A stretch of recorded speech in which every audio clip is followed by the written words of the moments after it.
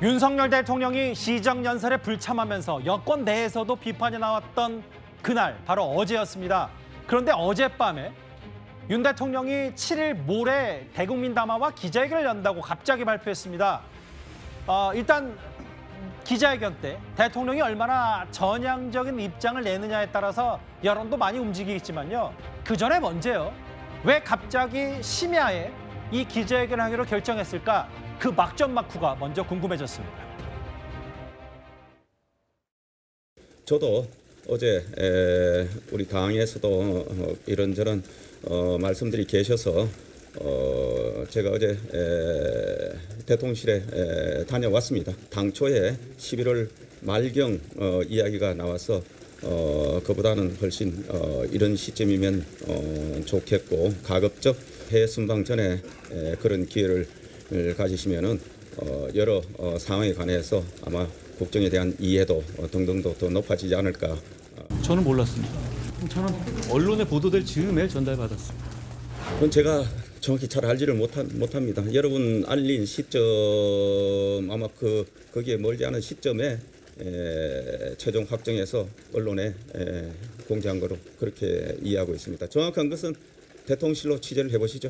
제가 언급할 문제는 아닌 것 같습니다. 그게 만약에 당대표가 아니라 원내대표가 중심이다라고 생각하는 거라면 착각이고 잘못된 발언이죠. 그렇지만 그런 취지겠습니까? 설마 그러진 않을 것 같은데요. 구체적인 얘기는 제가 언급을 하지를 않겠습니다. 대통령께서 많은 말씀을 듣고 계시기 때문에 충분히 숙고하셔서 필요한 말씀을 하실 걸로 그렇게 생각합니다. 인적쇄신은 원래 인위적으로 하는 거 아닌가요? 인적쇄신이라는 것이 어떤 심기일전해서 새로운 출발을 하고 그런 차원에서 필요하다는 것이잖아요. 그렇게 이해해 주시면 될 것 같아요. 국민의힘의 투탑 온도차가 다른 목소리를 먼저 한번 들어봤습니다. 하나하나 따져봐야 되겠어요? 어제 아침 9시에 윤 대통령 직접 사과를 포함한 한동훈 대표 이른바 5대 요구안이 있었고, 근데 오후에 대통령이 정진석 비서실장과 추경호 원내대표를 만났다. 밤 10시에 대국민 담화를 공지했다. 이현정 의원님. 네. 기자 생활 오래 하셨으니까 밤에 심야에 어떤 대통령이 한 3일 뒤에 기자회견 하겠다라고 공지한 적 보신 적 있으세요? 저는 거의 기억이 없어요. 왜냐하면 어떤 굉장히 긴급한 사안이나 뭐 이런 같은 경우는 이제 이런 공지를 할 텐데 예. 저도 어제 잘라고 준비하는데 이게 갑자기 문자가 떴더라고요. 그래서 어제 아마 조간신문 기자들은 밤에 꽤 힘들었습니다. 그렇죠. 다 기사 바꾸고 사설도 따로 쓰고 하는 바람에 거의 새벽에 퇴근했다고 그러는데요. 예. 근데 이 대통령이 대국민 기자회견 하겠다는 게 과연 그렇게 밤을 새야 돼서 써야 될 기사인가요? 저는 그렇게 보지 않습니다.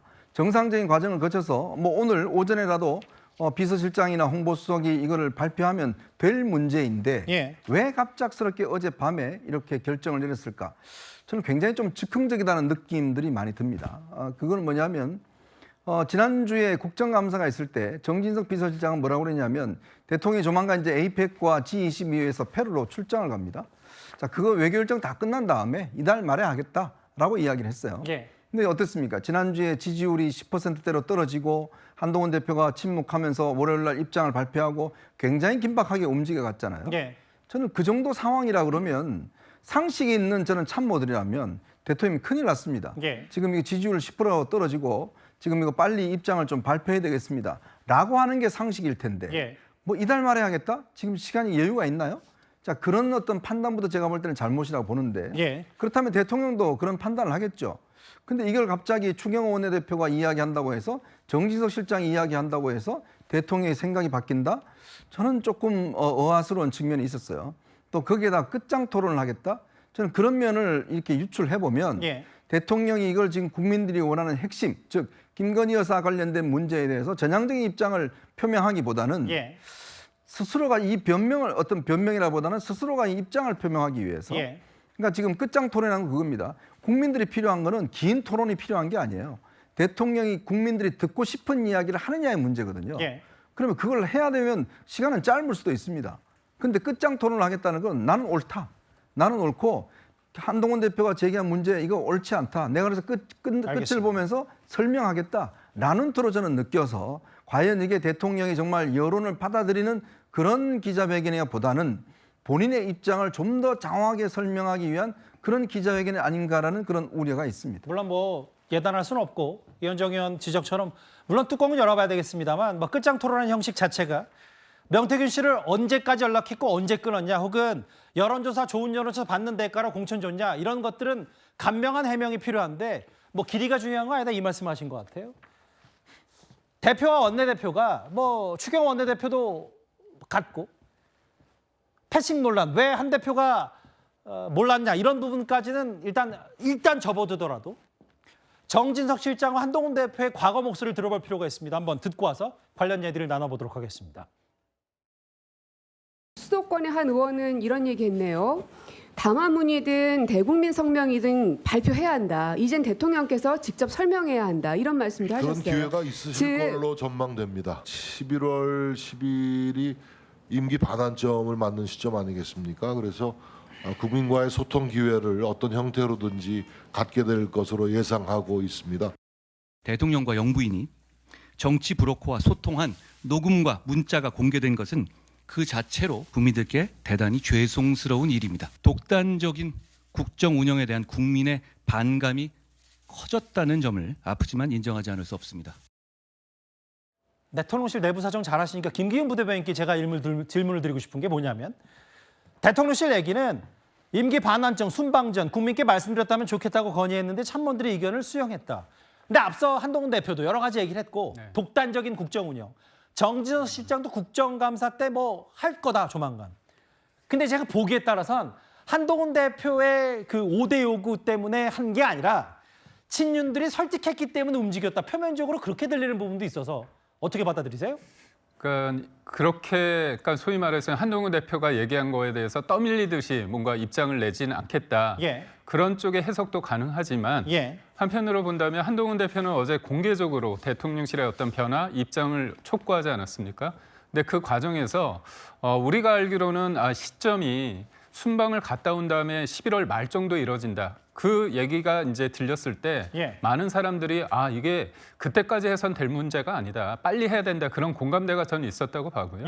그런 공감대 속에서 추경호 원내대표의 말에 의하면 그러니까 본인이 수석들과 그다음에 비서실장과의 어떤 모임이 있었다고 그럽니다. 만나는 일이 있었고 간 김에 대통령하고 또 만나게 됐다 그렇게 얘기하고 그 자리에서 이걸 좀 빨리 했으면 좋겠다. 그것들이 중진들의 어떤 의견도 다 포함해가지고 얘기를 했다고 그러고요.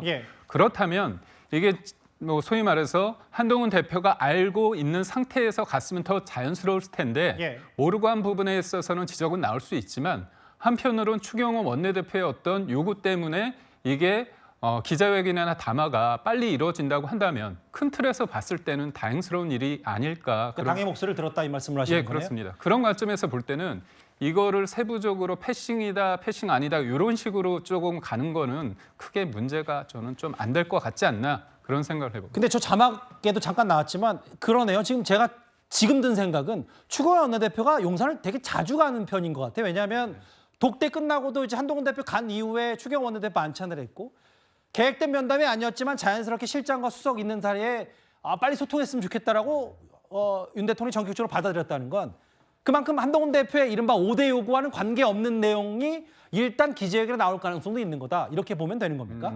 그 이상의 것이 나올지 그 이하가 나올지 그거는 모르겠지만요. 저는 지금 이 상황을 저는 22년 1월 상황이랑 좀 비슷하다고 봅니다. 22년 1월 상황이요? 1월이요. 그때 상황이 어떤 상황이냐면 이른바 TK 쪽에 있던 보수층에서는 이준석 대표를 쫓아내야 된다. 당 밖에서 집회를 계속했습니다. 알겠습니다. 그리고 또 안에서는 뭐냐면 당 그 후보 자체를 바꿔야 된다. 홍준표 후보로 윤석열 후보에서 바꿔야 된다. 그런 내부적인 어떤 목소리도 있었거든요. 지금하고 내후외환적인 상황이 같습니다. 그런 관점에서 봤을 때 뭔가 대통령실도 이 부분에 대한 엄중함을 전 알 거라고 보고요. 그때 선대위가 해체되고 이준석 관계가 굉장히 안 좋았는데도 불구하고 서로 포옹하고 하나가 됐거든요. 그런 어떤 절실함 속에서 저는 7일 담화의 어떤 긍정적인 어떤 메시지를 좀 기대해 봅니다. 그러니까 획기적인 메시지가 있을 수 있다는 말씀도 하셨는데 이런 걸 좀 짐작해 보면 되겠죠. 어떤 대통령의 메시지가 모레 7일에 있을까? 어제 저렇게 7일 기자회견이 한밤중에 결정된 이후에 오늘 아침에 친윤계 핵심 이철규 의원이 이런 말을 했습니다. 직접 한번 들어보겠습니다. 단순히 국면을 전환하기 위해 사람을 바꾸는 것은 우리가 이제는 지양해야 할 점이 아닌가 생각이 듭니다. 누군가가 그냥 이 정권을 흔들고 정부를 공격하기 위해서 조금 사람을 바꾸라 하면 나중에 어떠하겠습니까? 이렇게 가다가 나중에 정권 내놓으라 할 거 아닙니까? 단순히 정치적인 이해관계 때문에 불편하다 해서 상대방이 누구를 바꾸라 교체해라 하는 것은 조금 저는 달리 받아들입니다. 친윤의 이철규, 국면 전환 위에 사람 바꾸는 건 지양해야 된다. 뭐 그럼 정권 내놓으라고 하는 거 아니냐. 한동훈 대표, 원래 인적 쇄신이라는 건 인위적으로 해야 된다. 일단 형식은 뭐 시간이 어떻게 될지 모르겠지만 기자의 질의응답에 일문일답 답하고 시간 제한 두지 않았다. 뭐 끝장 기자회견 됐다. 형식에 대해서 김진욱 대변인은 어떤 판단을 갖고 계신가요? 일단 그 지난 8월 달에 했던 방식이 거의 유사하게 되지 않을까 싶습니다. 예. 뭐냐면 이제 앞에 그 대통령께서 모두 발언 겸해서 아마 대국민 담화를 하지 않을까 싶어요. 지난 2년 반 동안의 뭐 어떤 소회라든지 아니면 앞으로 2년 반 남아있는 이제 임기 반환점을 맞이해서 앞으로의 2년 반을 어떻게 국정을 운영해 나가겠다 뭐 이런 이제 그 좀 소회 같은 부분들을 말씀하시고 그리고 나서 기자들의 질의응답 시간이 있을 것 같은데 예. 이 부분에 대해서 지금 이제 그 대통령실에서 나오는 반응을 보면 국민들이 알고 싶어하는 내용들에 대해서는 시간과 내용의 주제에 제한을 두지 않고 질문을 다 받고 다 소화해서 말씀을 드리겠다 이렇게 얘기하면서 이제 끝장 토론이다 이런 얘기가 나오는데 문제는 이 주제와 시간을 정하지 않는다 하더라도 사실상 뭐 시간이 정해질 수밖에 없는 것이고요. 그 과정 속에서 얼마나 깊이 있는 답변이 나오는가 하는 부분이 더 중요하지 않을까라는 생각이 듭니다. 예.